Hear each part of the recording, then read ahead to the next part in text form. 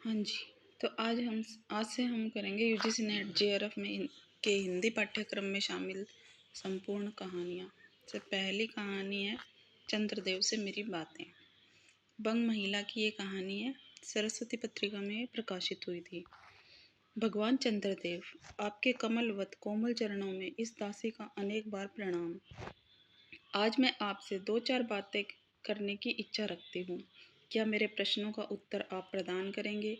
कीजिए, बड़ी कृपा होगी। देखो, सुनी अनसुनी सी मत कर जाना। अपने बड़प्पन की ओर ध्यान देना।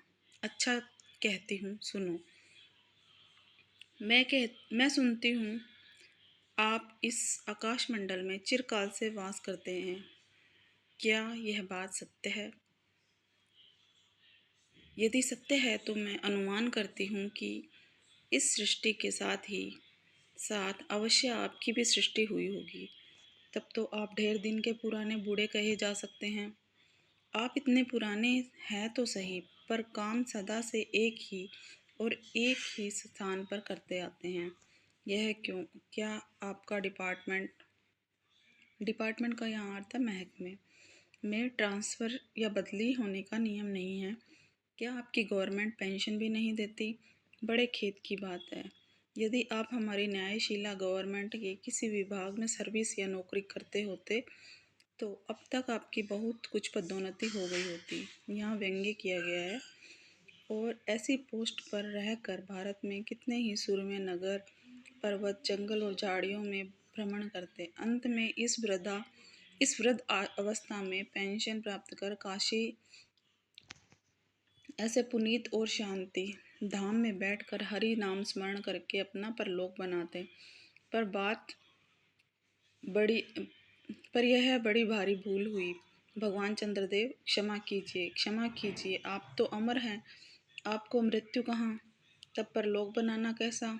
ओहो, देवता भी अपनी जाति के कैसे पक्षपाती होते हैं, देखो ना। चंद्रदेव को अमृत देकर उन्होंने अमर कर दिया। तब यदि मनुष्य होकर हमारे अंग्रेज अपने जाति वालों का पक्षपात करे तो आश्चर्य ही क्या है? अच्छा, यदि आपको अंग्रेज जाति की सेवा करना स्वीकार हो तो एक एप्लीकेशन हमारे आधुनिक भारत प्रभु लॉर्ड कर्जन के पास भेज दें। आशा है कि वे आपको आदरपूर्वक अवश्य आह्वान करेंगे, क्योंकि आप अधम भारतवासियों की भांति कृष्णांग तो हैं ही नहीं।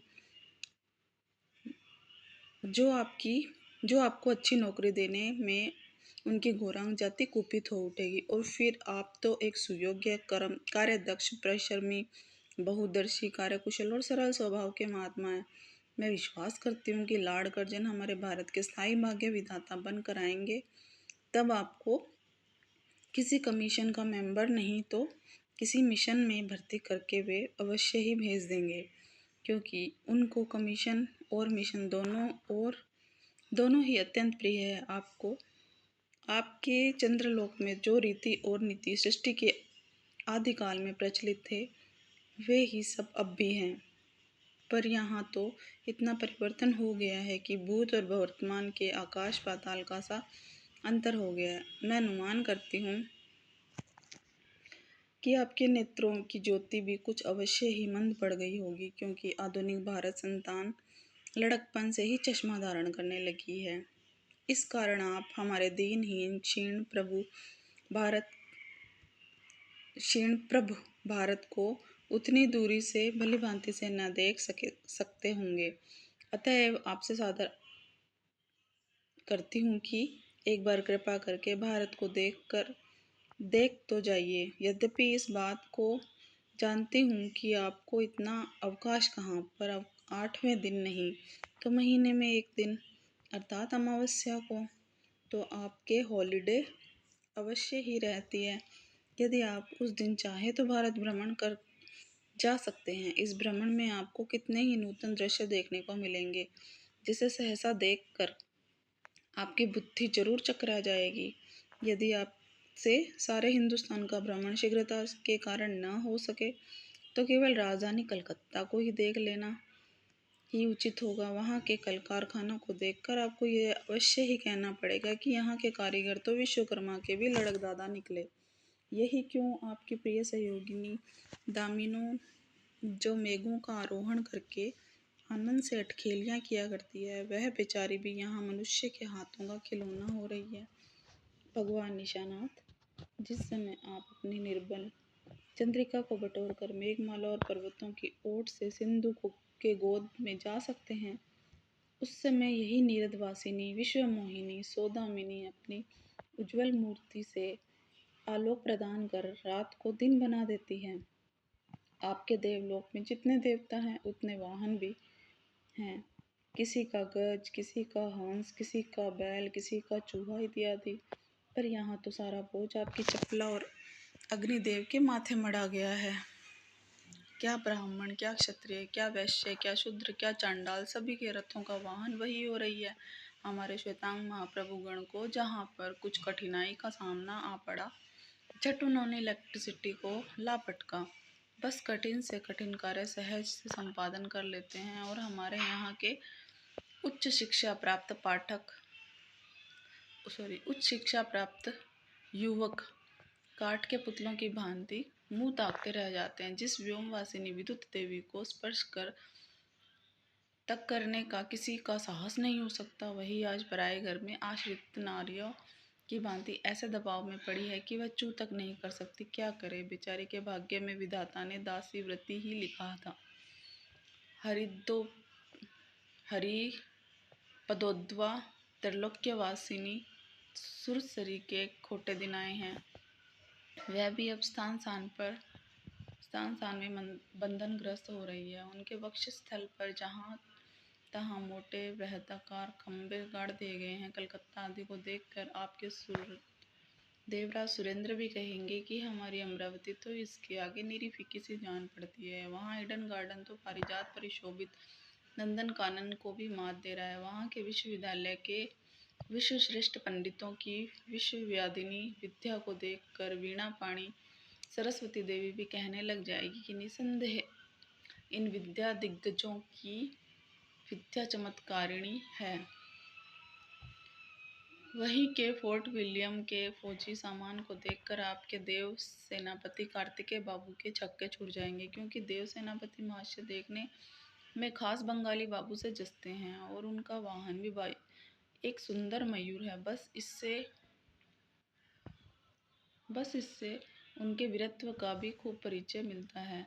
वहाँ के मिंट टकसाल को देखकर सिंधु तनया, आपकी प्रिय सहोदरा कमला देवी और कुबेर भी अचकचा जाएंगे। भगवान चंद्रदेव इन्हीं सब विश्वोत्पादक अपूर्व दृश्यों का अवलोकन करने हेतु आपको सादर निमंत्रित तथा सविनय आहूत करती हूँ। संभव है कि यहाँ आने से आपको अनेक लाभ भी हों। आप जो अनादिकाल से निज उज्ज्वल वपु में कलंक की कालिमा लेपन करके कलंकी, शशांक, शशधर, लांछन आदि उपाधि मालाओं से विभूषित हो रहे हैं, सिंधु तनया होने पर भी जिस कालिमा को आप आज तक नहीं धो सके, वही आजन्म कलंक शायद यहाँ के विज्ञानविद पंडितों की चेष्टा से छूट जाए। जब बम्बई में स्वर्गीय महारानी विक्टोरिया देवी की प्रतिमूर्ति में काला दाग छुटाने में प्रोफेसर गज्जर महाशय फलीभूत हुए हैं, तब क्या आपके मुख की कालिमा छुटाने में वे फलीभूत न होंगे? शायद आप पर यह बात भी अभी तक विदित नहीं हुई है। आप और आपके स्वामी सूर्य भगवान पर जब हमारे भूमंडल की छाया पड़ती है, तब आप लोगों को ग्रहण लगता है। पर आपको तो अब तक वही पुराना विश्वास बना हुआ है कि कुटिल राहु आपको निकल जाता है तभी ग्रहण होता है, और ऐसा सोता विश्वास करना आप लोगों की भारी भूल है। अतः हे देव, मैं विनय करती हूँ कि आप अपने हृदय से इस भ्रम की जड़ को उखाड़ कर फेंक दें, और भारत में नया तो आपके और आपके स्वामी भुवन भास्कर सूर्य महाशय के वंशधरों का साम्राज्य है, और नया भारत की सस्य श्यामला स्वर्ण प्रसूता मूर्ति ही है। अब तो आप लोगों के अज्ञात एक अन्य द्वीपवासी परम शक्ति गौरांग महाप्रभु इस सुविशाल भारतवर्ष का राज्य वैभव भोग रहे हैं। अब तक मैंने जिन बातों का वर्णन आपसे स्थूल रूप में किया, वो सब इन्हीं विद्या विशारद गौरांग प्रभुओं के कटाक्ष का परिणाम है। यूँ तो यहाँ प्रतिवर्ष पदवीदान के समय कितने ही राज विहीन राजाओं की सृष्टि हुआ करती है, पर आपके वंशधरों में जो दो चार महाराजा नाम मात्र के हैं भी वे काठपुतली की भांति हैं। जैसे उन्हें उनकी रक्षक नचाते हैं, वैसे ही वे नाचते हैं। वे इतनी भी जानकारी नहीं रखते कि उनके राज्य में क्या हो रहा है, उनकी प्रजा सुखी है या दुखी। यदि आप कभी भारत भ्रमण पर करने आए तो अपनी फैमिली डॉक्टर धन्वंतरी महाशय को और देवताओं के चीफ जस्टिस चित्रगुप्त जी को अवश्य साथ लेते आएं। आशा है धन्वंतरी जी यहाँ के डॉक्टरों के सन्निकट चिकित्सा संबंधी बहुत कुछ शिक्षा लाभ कर सकेंगे। यदि प्लेग महाराज ईश्वर न करे आपके चंद्रलोक या देवलोक में घुस पड़े तो वहाँ से उसको निकालना कुछ सहज बात न होगी। यही जब चिकित्सा शास्त्र बड़े बड़े पारदर्शी उन पर विजय नहीं पा सकते, तब वहाँ आपके देवलोक में जड़ी बूटियों के प्रयोग से क्या होगा। यहाँ के इंडियन पिनल कोड की धाराओं को देखकर चित्रगुप्त जी महाराज अपने यहाँ की दंड विधि को बहुत कुछ सुधार सकते हैं।